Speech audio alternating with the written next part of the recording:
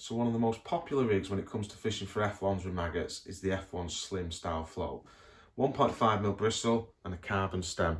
Really good for fishing through the water and catching lots of fish on the drop, such as eyed F1s, even carp as well. So I'm going to show you exactly how I tie this up.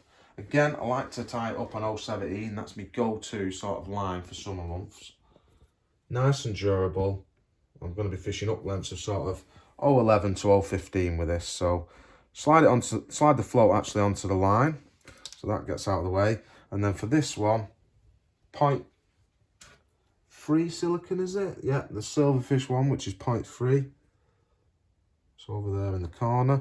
So I'm going to slide 2. I'm going to use 3 silicones for this one. Again, just because the stem's a little bit longer, it just gives you a bit of insurance. So I've got my silicone onto my line. Pull the float down. And then with this, same again.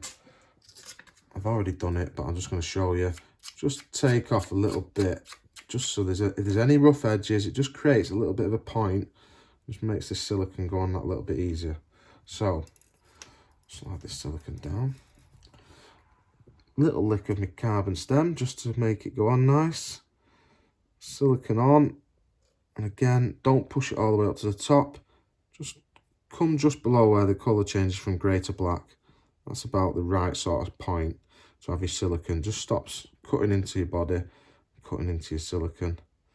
So that's 2, 3. And then what I want to do is leave a little overhang ever so slightly. So a mil or 2 just on the end there. Just so that your float don't wrap over. So that's in position now. I'm going to tie a loop in this line. So with this, form a little loop, pinch your line over once, twice.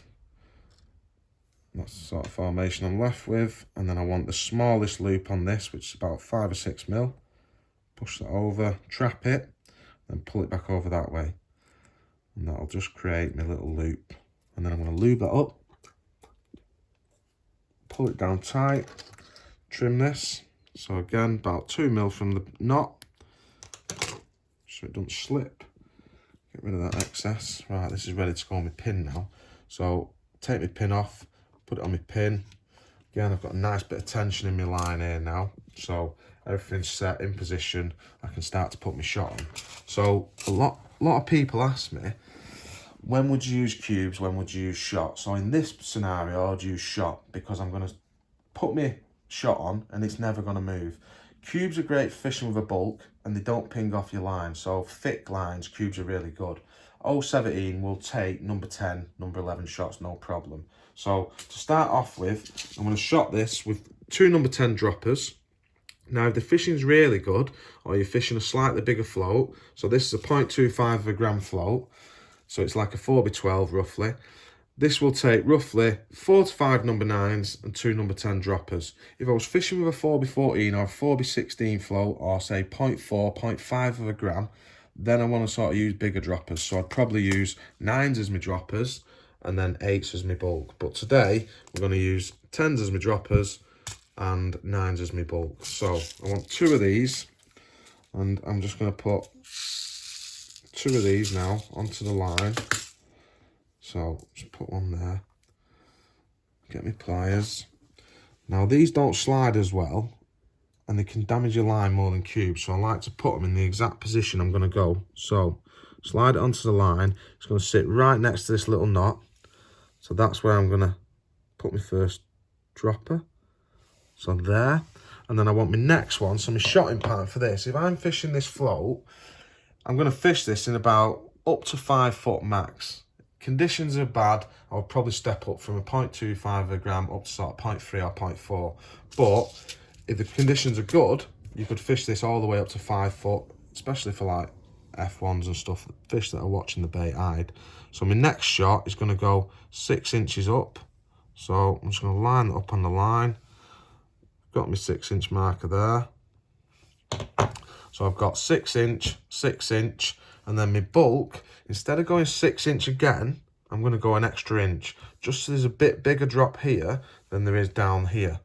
that just stops your rig from tangling. So my shotting pattern is 6 inch, and then it's going to be 7 inches above that. So it's going to end up at 13 inch on my board.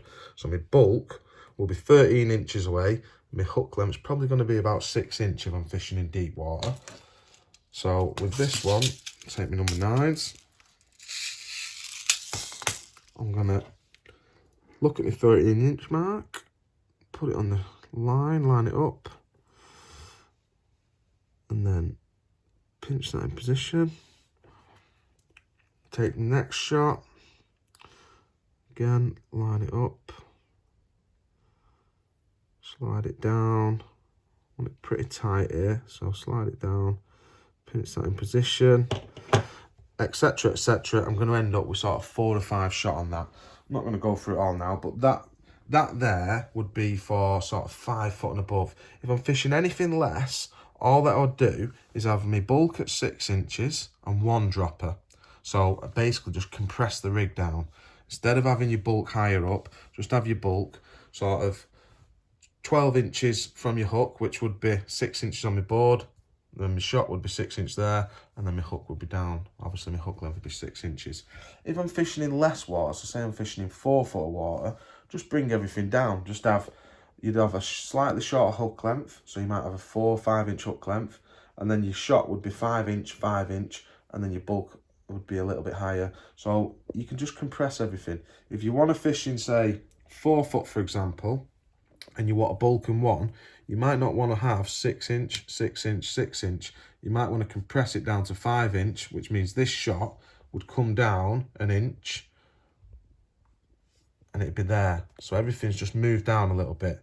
But try and put your shot on where you want it to go. If you start moving shot on lines, shot is not as friendly. The great thing about shot though is it doesn't move once it's in position. So if you want a shotting pattern, you want something strung out, it's perfect for that shot. So that's when I'd use shot over cubes. But that's my F1 slim rig. Like I said, bulk and 2, bulk and 1. And then the only other thing which I will add to this, in the winter months, it's going a bit off what we was talking about, but in the winter months you might have what's called a strung bulk. And a strung bulk would basically be, my shot will be sort of every 2 inches apart. So you can imagine I've got 1 there, 1 there, 1 at the next 2 inch interval, 2 inch, 2 inch, 2 inch. And that's what, if you hear people talk about a strung bulk, that's what a strung bulk is. Me personally, I don't really use that other than in the winter months when I'm fishing with sort of maggots across or in the edges, sort of when I'm F1 fishing. But yeah, dead simple. Keep your shotting pattern simple. For this time of year, bulk and 1, bulk and 2, you won't go far wrong.